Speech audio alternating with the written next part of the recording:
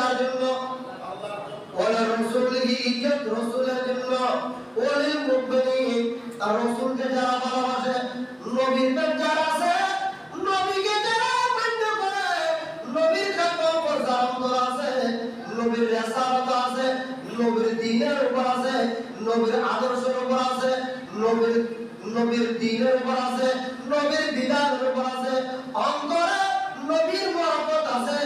আমি আল্লাহ তাদের নাম দিয়েছি মুমিন তাদের নাম কি মুমিন তারা মুমিন হয়ে গেছে সে তো আল্লাহ